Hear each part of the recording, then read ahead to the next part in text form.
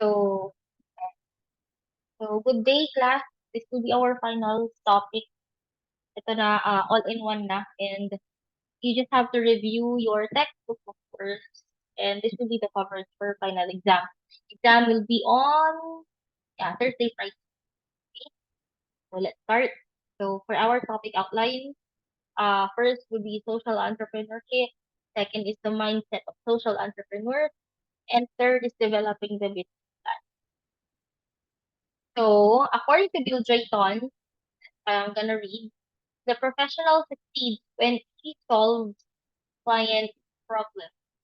And the manager calls it quit when he has enabled his organization. Social entrepreneurs go beyond the immediate problem to fundamentally change the system, spreading the solution and ultimately persuading entire society to take. So as you can see, binify niya dito yung tatlo. Okay? For the professional, nagsasucceed daw siya kapag na-solve niya yung client problem. Pag sa manager, call it quits daw pag na-solve niya and at the same time, kumita si business. Sabi niya dito, enables his organization to and social entrepreneurs go beyond the immediate problem to fundamentally change the system. So, hindi siya masyadong about profit. So, ang gusto niya is to change yung society to a positive one. Okay? So, I think dun sa picture na previous slide, dun sa introduction, most of them are, yeah, entrepreneurs, but not really social entrepreneurs. Although they also have corporate social responsibilities in their companies. But, yeah, anyway, we will be having an example of a social business.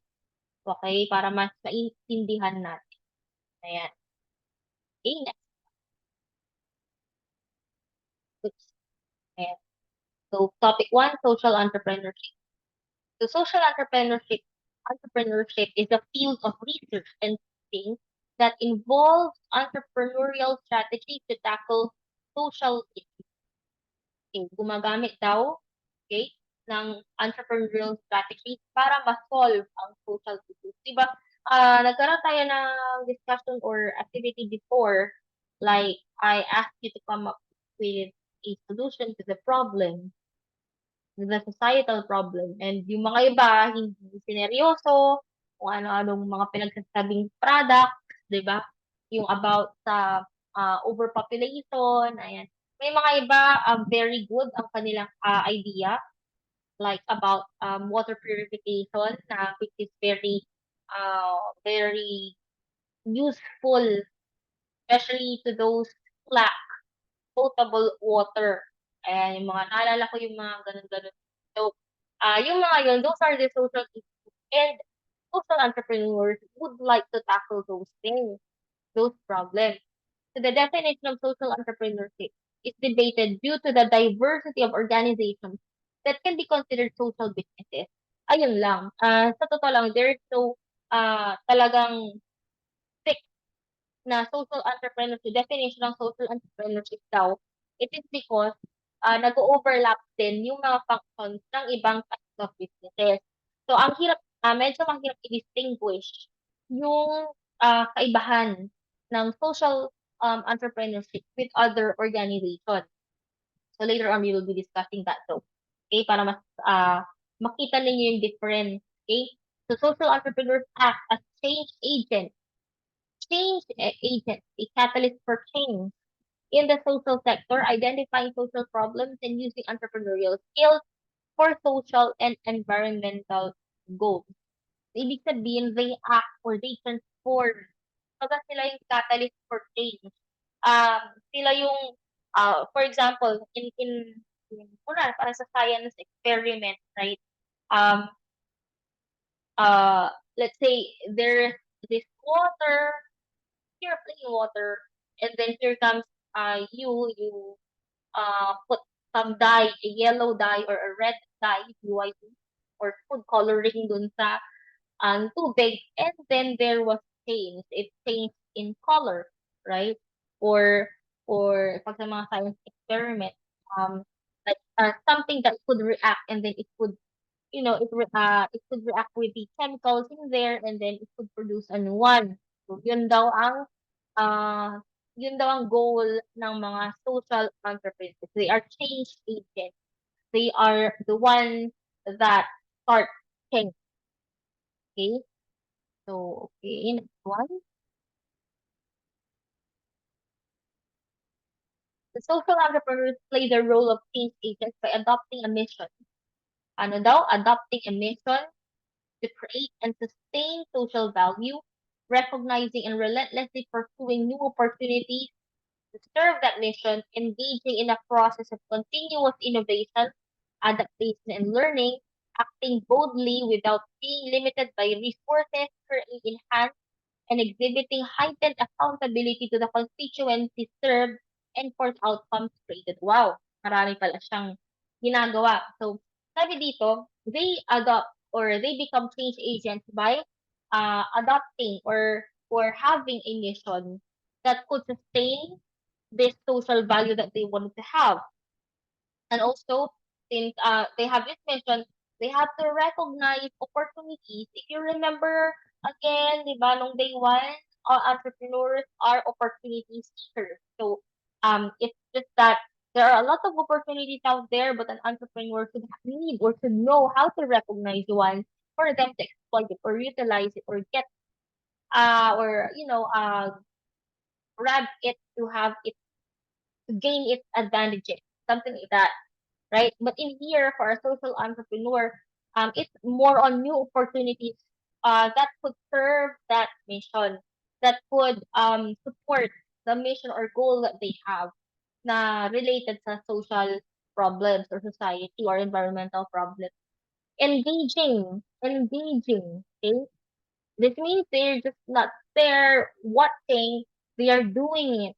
They are contributing positively or actively in a process of continuous innovation. So, since um, they, how do you call it, they grab or they can identify the opportunities that could serve the mission. Of course, they have to engage in innovation. And innovation is the change for the betterment, right? Innovation means development. Innovation means you have to improve something. So that is a continuous process. So once nag-improve sila, hindi yun natatapos doon because they keep on finding new ways or finding new opportunities para makapag-improve or makapag-innovate. Adaptation and learning boldly without being limited by resources currently in hand. Acting boldly without being limited by resources. What does it mean? Right? They are calculated risk takers as well. So they act boldly, they grab opportunities. Um, even without, even with limited resources, hindi sila patitinag or hindi, parang before they grab or before they make a step, they ensure that the risks are managed, the risks are mitigated, and they can, kumbaga, yung risk appetite or they can, how do you call that, absorb the risk in implementing those changes. Okay? So even though they have limited resources, they will not be hindered or stopped or limited. So this involves efficiency, right? Efficiency of the utilization of resources. Ano ba yung efficiency? Ito yung di ba, effectiveness versus efficiency. When you say efficiency, you can do the job with lesser resources. You did the job, uh, or you accomplished the job with lesser resources. Ayan. So, yan. And what else? And exhibiting heightened accountability to the constituency served and for the outcomes related. Accountability.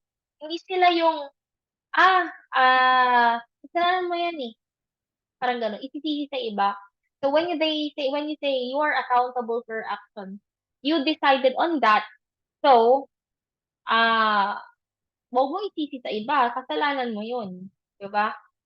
As a leader or as a manager, kapag pumalpak yung empleyado, wag mong sisihin yung empleyado mo. Kasi ibig sabihin kulang ka ng guidance or kulang ka ng support.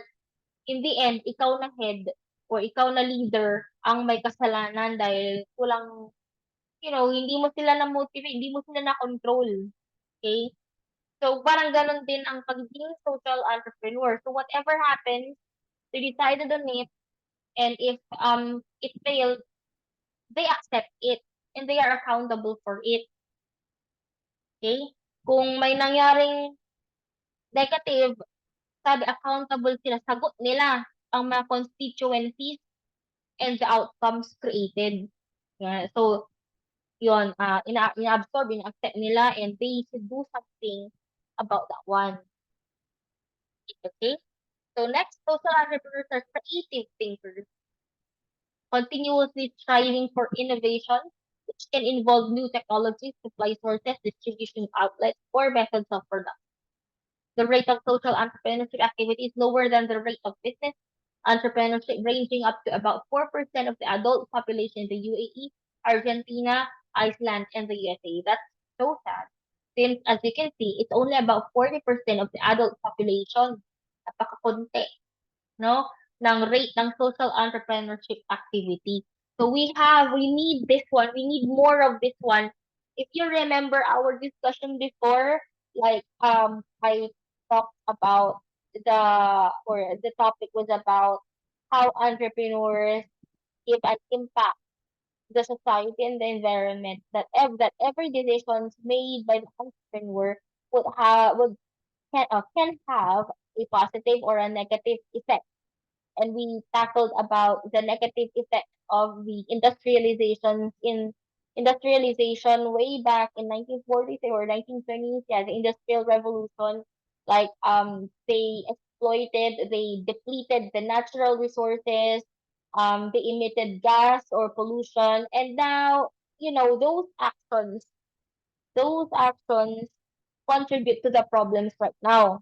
So right now, we are educating you guys as future business owners, the call to be responsible for the society and the environment, because the future is in your hands. If you will be a business owner someday or an entrepreneur someday, you can give an impact to those two, right? And that's why we are studying about social entrepreneurship, because again, you as if the future entrepreneur could change the situation. You can be a catalyst for change to the betterment of the society and the environment. Okay? So, 4% lang yan. Why not? Baka malay ninyo sa susunod, kayong mga next, magiging 50% na yun. Or let's say 10%. Ayan, at least that's a big leap na it increase. Right? So, ayan. One would be, ayan, social entrepreneurs are highly concentrated in the Indian subcontinent, especially in India, Pakistan, and Bangladesh. Young people have a relatively high chance of becoming social entrepreneurs, and non-white ethnic groups are more likely to be active social entrepreneurs. Mhm. Education is a good predictor of becoming a social entrepreneur. Just like what I have mentioned earlier, right? Young people like you have a relatively higher chance of becoming social entrepreneurs. Why? That's why we are educating you. We are trying to encourage you to be a social entrepreneur for you to change it, for you to change everything for the better. And as seen in the study, non-white ethnic groups are more likely to be active as social entrepreneurs. Why? I think because in most cases, as you know, non-white or non-Caucasian, for example, the black, the Asian people, and other races, they are the ones always subject to discrimination, racial discrimination, and that is part of the societal problem, right? So, because as isang, bilang isang tayo, na lagi tayo nakakaramdam ng discrimination or pangbababa sa atin ng ibang, lalo na mga puti. Okay? Maybe you have relatives abroad. Maybe you have, you have friends or relatives abroad. And maybe you can ask them if they also encountered some racial discrimination or there are some, no. So you can, you, even though you won't ask them, there are some there are some news, or you can get some news about discrimination against Asian people. I remember I saw a TikTok. I think it became viral wherein a South Korean TikToker was discriminated on her live video. I mean, parang nagkaroon ng, ewan ko kung anong tawag doon sa TikTok na dalawang video, dalawang users, tas para silang live, and these two white girls were mocking this Asian girl, this South Korean girl, about her accent, and parang niloloko-loko nila. Okay? So that's one thing. It's prevalent. It's prevalent wherein the Asians, the blacks are being discriminated. And that is why, yeah, that's why sabi dito, non-white groups are more likely to be active as social entrepreneurs. And education is a good predictor of becoming a social entrepreneur, of course. So what is a social business? Okay. There are three traditional sectors: the public, the private, and social. Have learned in the new millennium a social and environmental objectives blend with business approach. Ano yung public? Ito yung mga government organizations, and private, ito yung, of course, yung mga companies natin. And social organizations, yep, ito yung mga social businesses or enterprises. Medyo nagkakaroon ng blurry definition because of course in most cases, ano ba talaga yung gusto ng public sector, ang gobyerno, 'di ba gusto niyang tulungan ang mga citizen. Mga private gumagawa na ng CSR para magkaroon ng strategies to help the society and the government, or the government, so the society and the environment to private sectors din. And saan sa ng you see, social businesses. Okay, mamaya. Okay. Social businesses, sabi niya, dedicate more resources to delivering social and environmental benefits. Okay? While attempting to operate in more business-like manner. Social businesses are categorized by the bottom line and the source of income. Okay. Na natin dito. Ito natin. So, social businesses, sorry about this one, social. Public, again, public, the government, private, ito yung mga companies, private companies na may CSR, and social organizations, for example, the NPO. Ayan. So, dito sa social business, paano siya naiiba? So, they dedicate more resources to delivering social environmental benefits while attempting to operate in a more business-like manner. Ibig sabihin, may somehow profit din siya. Pero ang kanyang priority ay to deliver social and environmental benefits. Okay. Social businesses are categorized by their bottom line and the source of income. Tingnan natin, when you say public organization or the government, of course, they get funds from the taxes of the people, right? And they implement laws, they implement projects, social projects or environmental projects like that, right?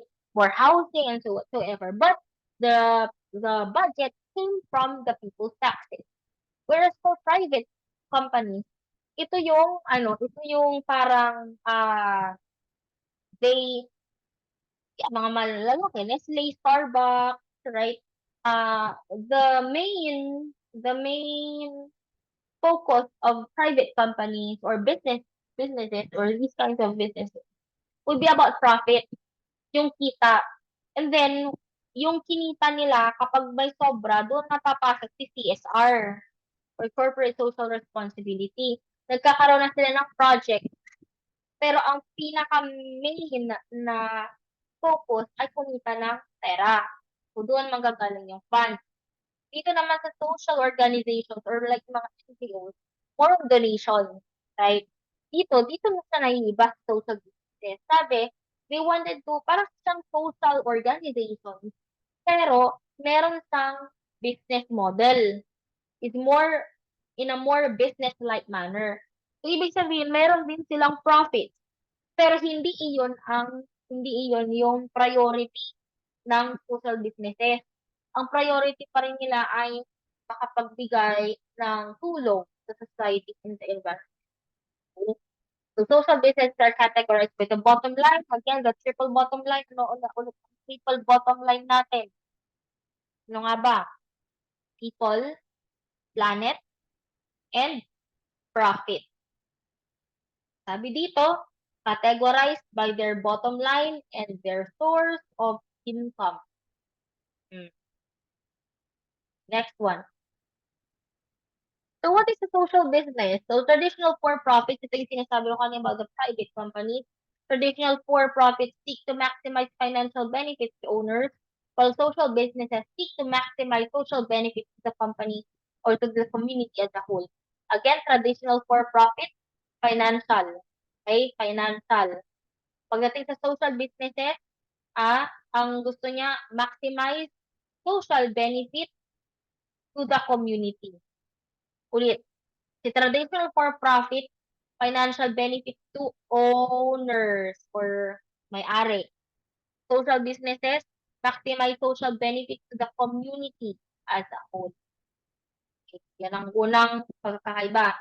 Next, traditional non-profits and their subsidiary social enterprises seek direct earned income on behalf of the non-profit. Okay, again, ito naman si traditional non-profit, ito yung para mga NGOs or social enterprises seek direct earned income on behalf of the non-profit. Okay. So yung nga, yung mga donations or earned income, donations, okay, doon sila kumikita. Okay? Ano nga ba yung social business? Ano ba yan? Parang parehas naman. May traditional for-profit, may traditional non-profit, or also called social enterprises. Parang parehas din lang naman sa social business. Makaiba yun. Okay? Take note. Nasa na ba? Sabi kulay pa yan. Take note. Social enterprises or traditional non-profit. Okay? Makaiba yan. Social, sorry. Ayan.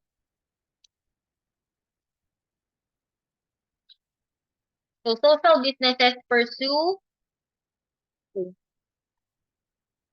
social businesses pursue social businesses pursue social environmental aims through business methods.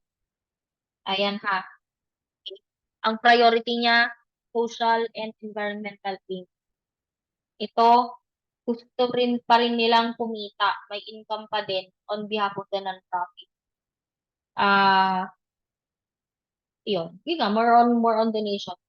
And social or environmental innovation is compatible with large organizations, including government corporations that can be social enterprises. Okay? So, wait.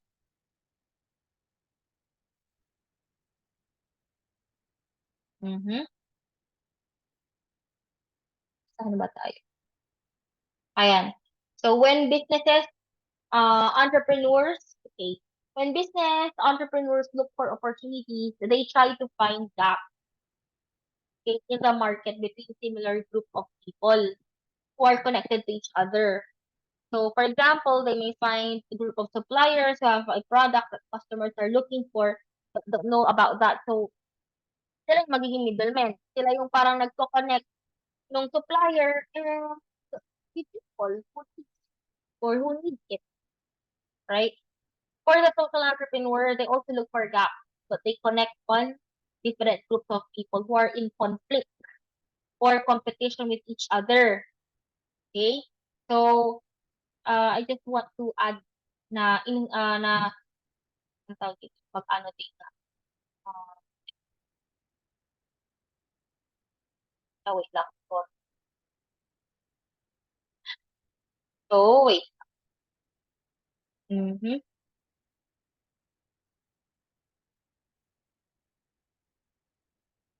Ayan. So, both business and social entrepreneurs look for opportunities to plug structural holes, but they differ in the groups of people they connect and their motivation.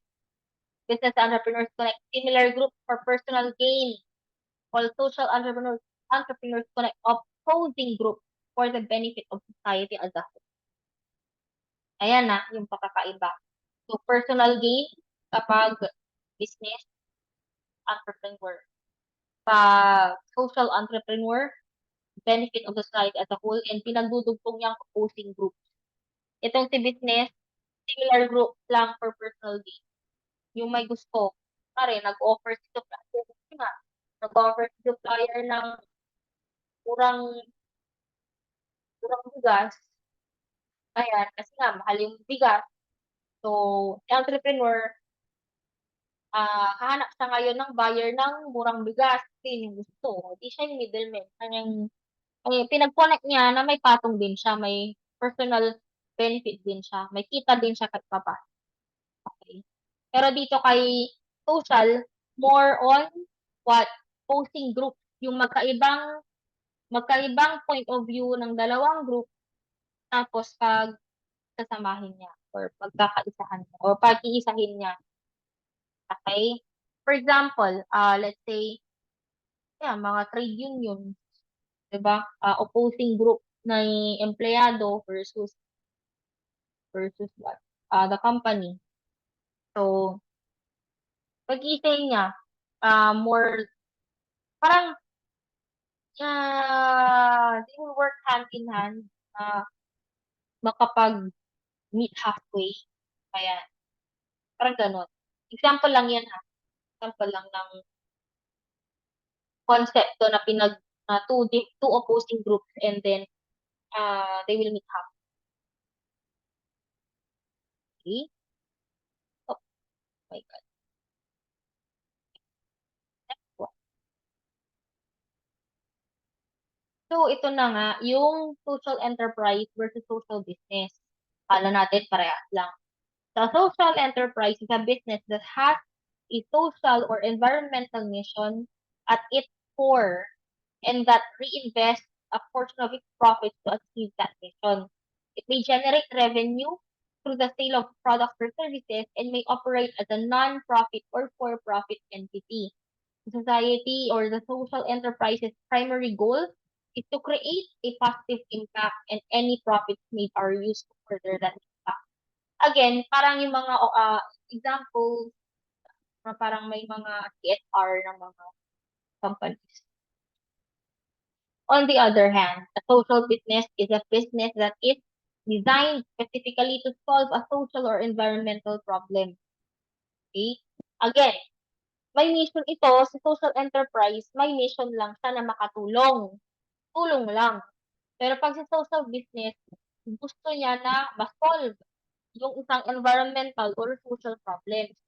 It may be structured as a non-profit or profit entity, but its primary goal is to create social impact. Unlike a social enterprise, a social business does not distribute profits to shareholders or owners, but reinvest them in the business to achieve its social mission. Ayan na. Sa social enterprise, ang kita pa din mapupunta kay owners. Owners. Ito, yung kita niya para ma-reinvest dun sa business mission. Mhm. Tingnan niyo, ito a portion of its profits lang. But then, syempre, portion lang yan eh. Ito, owners pa din yung makikinapang yung majority. Si social business, parang wala. Parang agad-agad i-reinvest niya mismo dun sa business para talagang parang may sariling entity siya. Okay? Yan. Does not distribute profits to shareholders but reinvest them in the business to achieve its social mission. That's the difference. So, ano ba mga example? Ayan. Oh, so before that one, remember, a social enterprise aims to balance social impact with financial sustainability. Enterprise balance between social impact and financial sustainability. While a social business aims to achieve a social impact through its business operations without a focus on generating profit for share, but they focus on generating profit for the um, social business. Okay. What's an example? Example would be Grameen Bank is a social business found by Nobel Peace Prize winner Muhammad Yunus. This is him. It provides microfinance services such as small loans to poor individuals in Bangladesh who lack access to traditional banking services. Grameen Bank goal is to alleviate poverty by empowering, alleviate is to lessen the poverty by empowering its customers to start and grow their own business. As you can see, look at the tagline, Grameen Bank, Bank for the Poor. So that is an example of social business. Ano pero yung social enterprise? So one example is the Body Shop. It's a well-known social enterprise that sells cosmetics and personal care. Alam niyo naman yan, mabibili natin. It was founded with the goal of promoting ethical and sustainable business practices and raising awareness about environmental and social issues. The company sources ingredients from suppliers who practice fair trade, and it is committed to using sustainable materials and reducing waste. Additionally, the body shop has a foundation that supports various social environmental causes. But still, it is a social enterprise kasi yung kita ay sa mga owners pa din. But part of it would be given or would be allotted to its environmental and social mission. So as you can see, the body shop, our target by 2020, enrich our people, product, protect 10,000 hectares, enrich our planet, 75 million square meters of forest. Ay, hindi ko siya makita. Hindi ko siya makita ng, ayan. Help 40,000 economically vulnerable people access work around the world or providing employment, publish our use of ingredients of natural origin, okay, so less chemicals, reduce the environmental footprint, 8 million engaged, 8 million people in our enriched content mission, create our biggest campaign ever, reduce year-on-year environmental footprint, develop and deliver 3 new sustainable packaging innovations. Nice. Invest 250,000 hours of our skills and know-how to enrich the biodiversity of our local communities. So they have, again, they would like to educate local communities about biodiversity and whatnot. And develop an innovative pipeline that delivers pioneering cosmetic ingredients from the biodiversity hotspots in which help them to enrich these areas. And 70%, ensure that 70% of our toilet or total, sorry, toilet, ensure that 70% of our total product packaging does not contain fossil fuel. Mm-hmm. Power 100% of our stores with renewable or carbon balance. So that is their goal for 2020.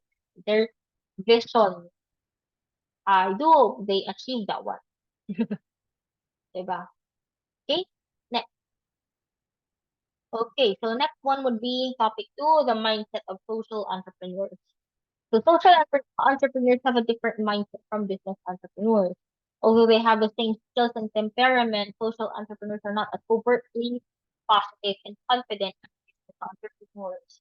The social mission is central to social entrepreneurs, while return on investment profit are central to business entrepreneurs. Nakakapagtaka, no? Although they have the same skills daw and temper, okay? Social entrepreneurs are not as positive compared with the confidence level of business entrepreneurs. The social mission is central to social entrepreneurs, while return on investment or ROI are the central to business. Again, so ang social mission daw ang nasa sentro ng plano ng social entrepreneurs, while ROI naman sa business entrepreneurs. Kita. Social enterprises are fundamentally different from commercial ones, often having a spiritual or virtue dimension. Social entrepreneurs have a psychological profile that views others as real individuals and seek to link others to the benefit.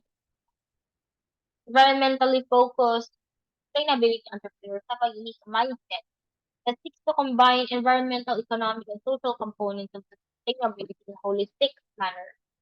Sustainability entrepreneurs face difficulties in market creation due to a lack of understanding of their innovations and confusion in the marketplace about the business. Yun lang. So, there are also some pros and cons. So, uh, sabi dito, social enterprises are different, of course, from the commercial ones or the business or for-profit ones because they have virtual or virtue dimension. What else? Uh, they also have, these entrepreneurs have this psychological, yung psyche nila, psychological profile that use others as real individuals and they wanted to link or they wanted to connect them to the others to benefit the society. I remember yung discussion natin kanina, yung sa mga profit for profit business owners, nililink nila yung same group. Kita nila pare-parehas na group kagaya ng sabi ko nakakita siya ng supplier ng murang bigas, 'di ba? Tapos nakakita kailangan niya or may nahanap siya na isang market na mahalang bigas, edi pag kokonektahin niya, hindi nagkaroon siyang kita. Dito pero kay social, ah, nakikita niya na although iba't ibang group, hindi sila like, hindi sila parehas. Gusto niyang pag-isahin or gusto niyang pagsamahin para magkaroon ng change or unity dun sa society, parang gano'n. Environmental focus naman, sustainability entrepreneurs, they have a unique mindset na gusto nilang combine ang environmental, economic, and social components in a holistic manner. Holistic means whole, buo, kabuuan. Sustainability entrepreneurs face difficulties in market creation. Yun nga lang because they lack understanding of their innovation. Kasi nga hindi pa masyadong talamak or kulang pa ng research or ah hindi pa ganun ka concrete, you know, yung mga, yung paggawa or hindi pa ganun ka-concrete yung plans to be sustainable. So, they often have this confusion in the marketplace about business practice. Oh, okay. Bakit wala? Ah, okay. So, anyway, that's the end of the, ano, second topic. Mabilis. Next one would be about developing the business plan, and that was your requirement. And I do hope you successfully, finished it because it's a major requirement in this course. So there's a need for a sustainable business plan. Ethical investors are demanding business plans to focus on CPs or triple bottom line, people, profits, and planet. Sustainability practices need to be integrated into business planning, operations, and marketing. Entrepreneurs must take into account the importance of mitigating and adapting to climate change. And sustainability initiatives can yield both top line and bottom line returns, creating competitive advantage. Ayan. So, ano yung cradle-to-cradle approach? The cradle-to-cradle approach must be considered for the entire life cycle of the product. Cradle-to-cradle can be defined as the design and production of products of all types in such a way that at the end of their life, they can be fully recycled or upcycled, imitating nature's cycle with everything either recycled or returned to the earth. Ang ibig sabihin lang yan, dapat sustainable or hindi siya nakakasagabal sa environment. So, alam naman natin na yung use ng plastic, the use of plastic, um, pose a threat not only to the environment, but also to our health. Why? Do you know that they already found microplastic in our bloodstream? Yep. That means, microscopic na siya na content. May plastic na tayo sa katawan natin. Kasama na sa ating bloodstream. Ganun kasi tayo, siyempre yung maaaring yung chemical kapag na-decompose na siya or na-decompose, di ba sabi, hindi naman, parang after how many years pa din, nandyan pa rin plastic type. But in the end, of course, madi-destroy naman din yan, but the chemicals would be already in the soil. And of course, kung mag-grow tayo ng crop o kakainin ng mga hayop, tapos tayo yung, tayo magko-consume ng mga yun, hindi nakapunta na rin sa ating katawan yung microplastic, right? So that is why there is a need for a change. There's a need for more products that are sustainable.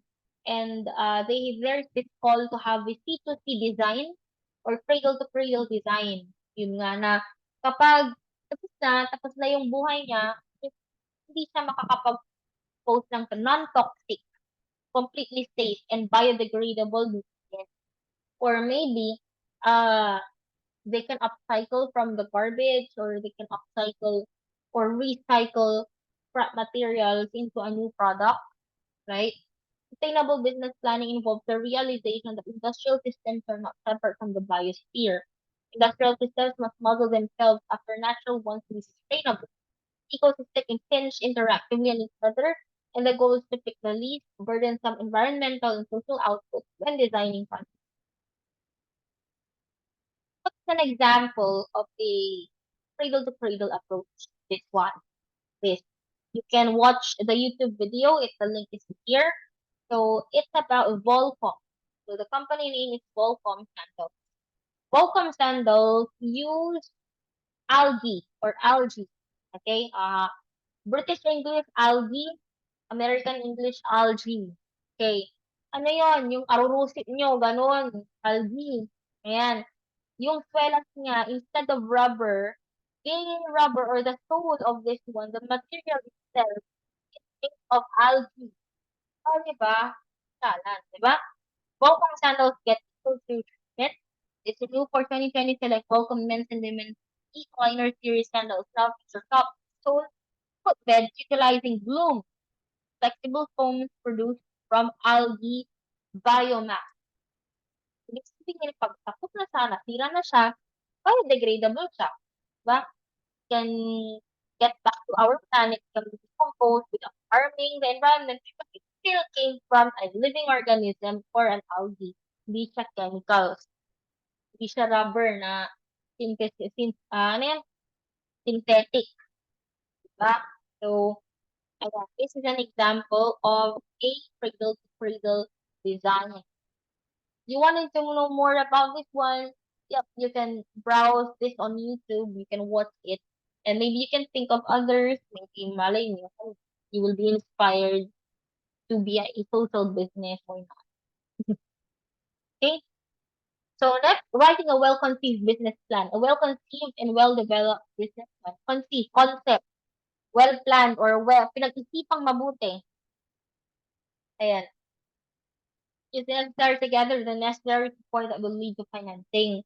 Numerous professionals may be involved in reading the business plan, venture capitalists, bankers, angel investors, potential large customers, lawyers, consultants, and suppliers.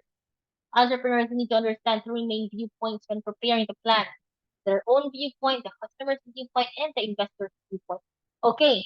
I told you before, I think, yeah, for the Entrep management class, I discussed that one na ang business plan, you can, when you wanted to have this business loan, kailangan mo magpakita ng business plan sa mga bangko para bigyan ka ng financing.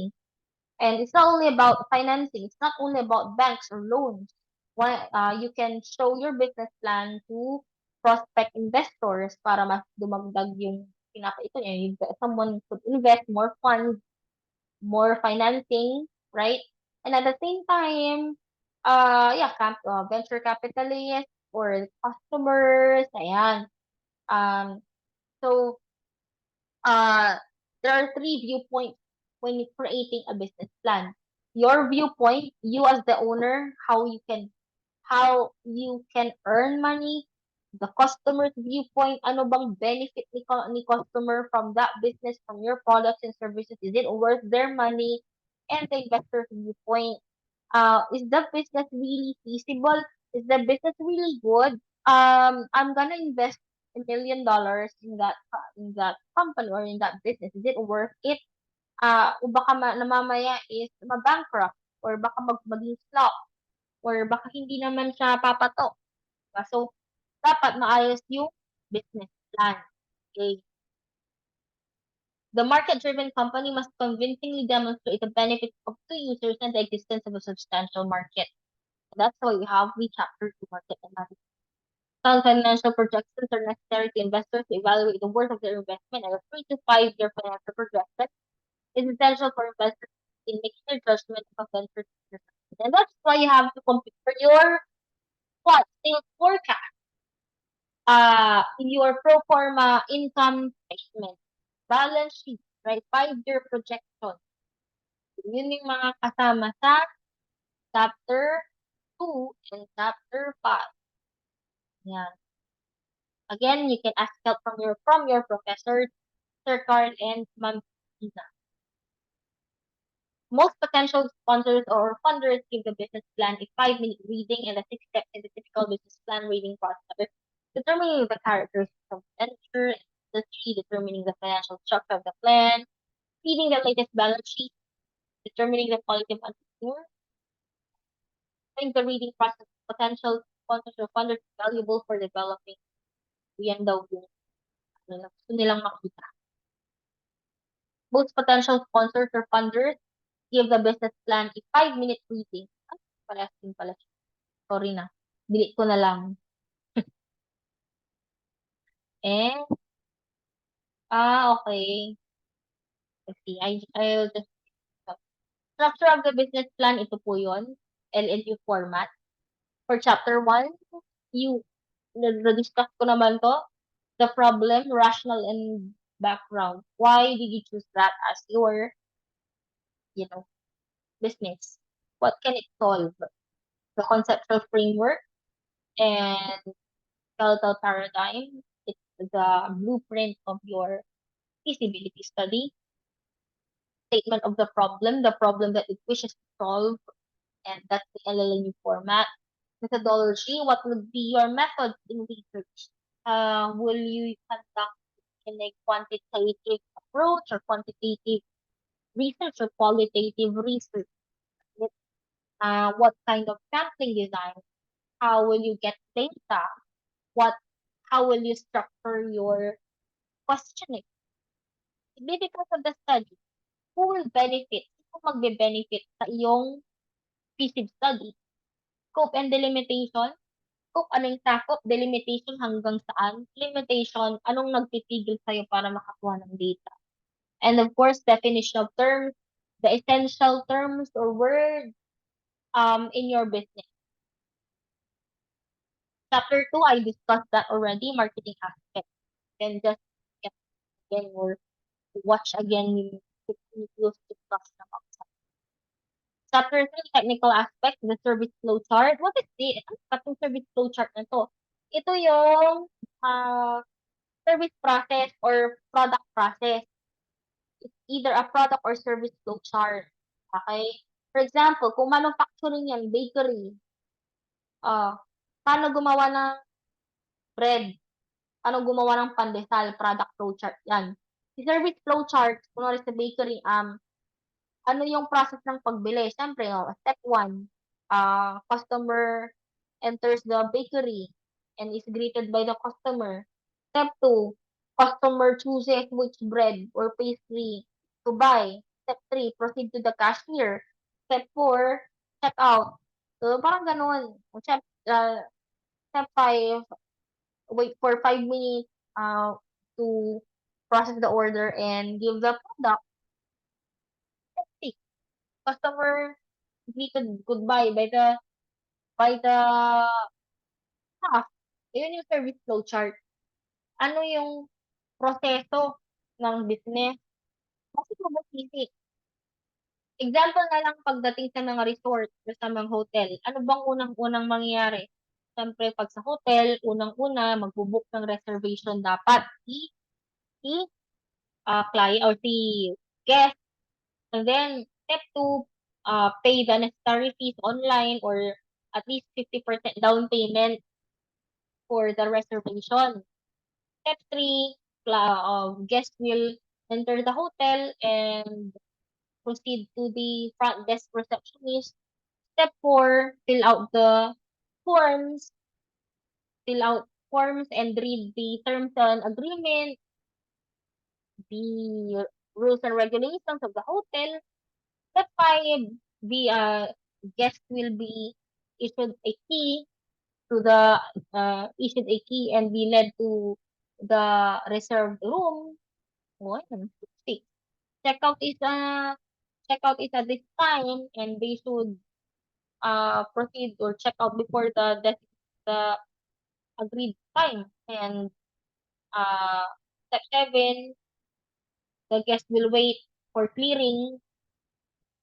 Step 8, if all is cleared, pag walang nasirang gamit, walang bakid ng sigarilyo or what, or sunog, or nasirang kung ano-ano man dyan, then the guest is already free to go and leave the hotel. Parang ganun yung service case, the start to the end.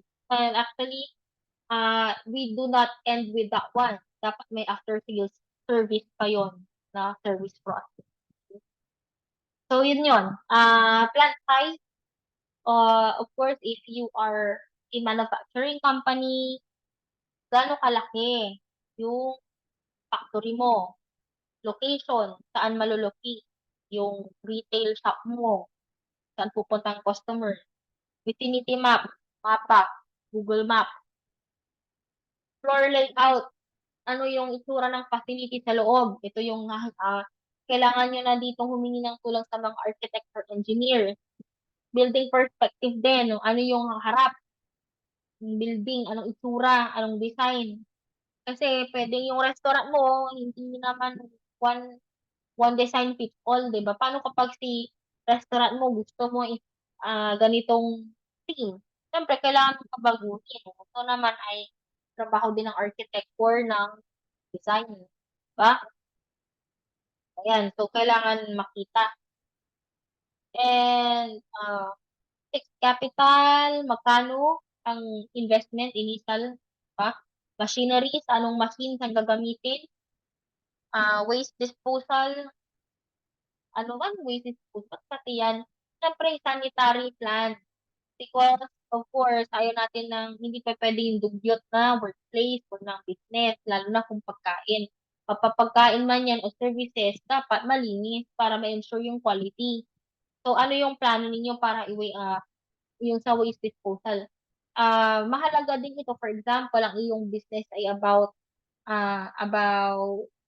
hospitals, clinics, or diagnostic centers.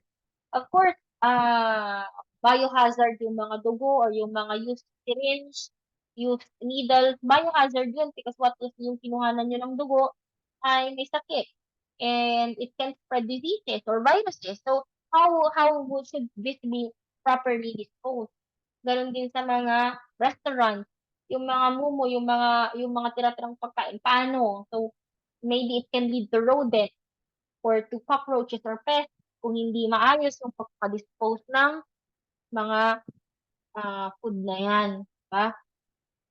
And Gantt chart, this is more on the uh, pre-operating plan. So, ano yung, it, at that, it's actually a chart that maps out your plan before you commence or before the launching of your business. So, for example, if you plan to launch it on January 2024, so what will be your plan? So, dapat nandun sa that chart na, may ngayon by September, umpisa na yung paglalakad ng permit. October, renovation and everything. Renovation, hiring, yan. Tapos, what else? The necessary things before you officially start. Yan po yung gagawin sa Gantt chart. And you can see it doon bago ko in-upload na file. Next, organization management aspect is more on the human resources. So what kind of business is it?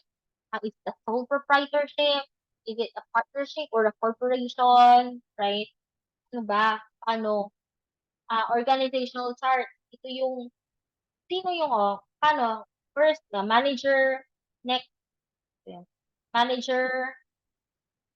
sunod kung ano yan, anong staff yan. Staff 1 is, staff 1 is, ah, customer service,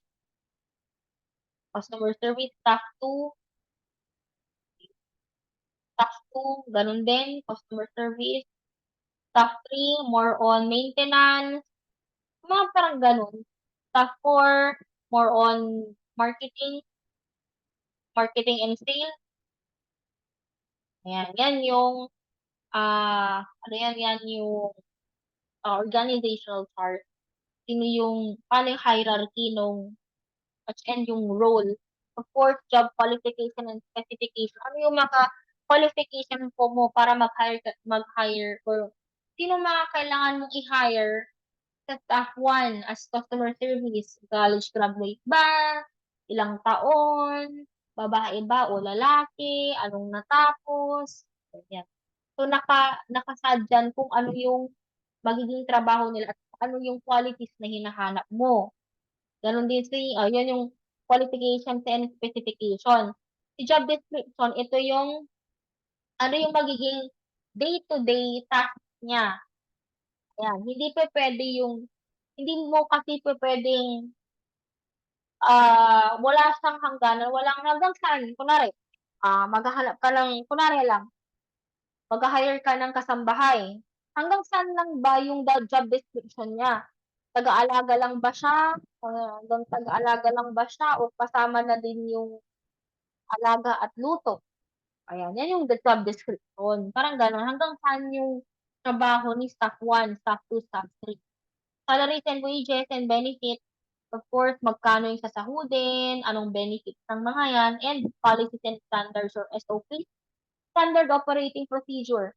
Ano yung, siyempre, sa lahat ng aspeto, sa lahat ng organization, kailangan ng rules and regulations, di ba?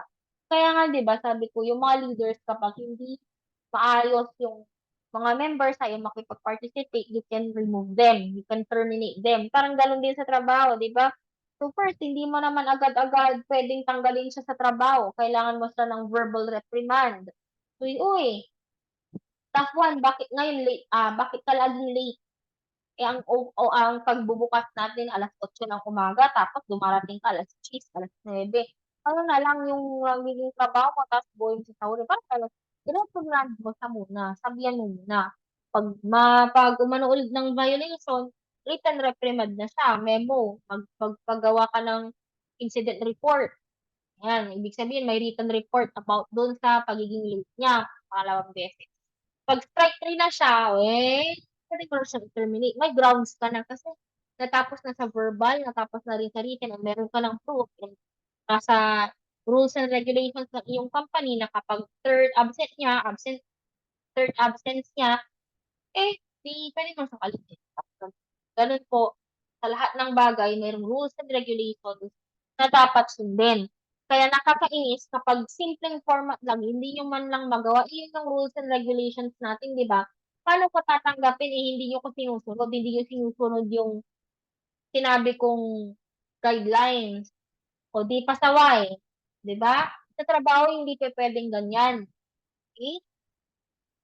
And ayun nga po, kailangan naka-map out ng mali, ng maayos, kung ano yung SOP or Standard Operating Procedure and ano yung policies, ano yung rules and regulations para sa mga staff. Okay. Next one. Chapter 5, financial aspects. So you can, again, Chapter 5, you can ask Sir Carl and Ma'am Christina about your financial aspects.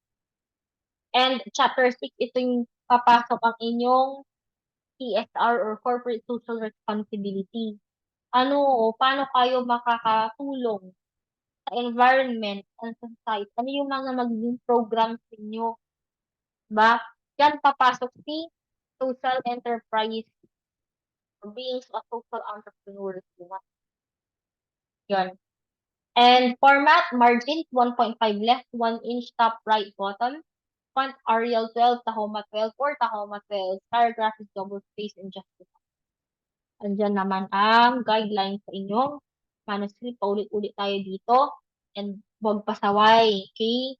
Pag may sinabing rule, sumunod na lang. Okay, so that's it. The way to get started is to quit talking and begin doing. That's by Walt Disney. If you have, again, question, just, you know, write it or type it in the comment section. Bye-bye.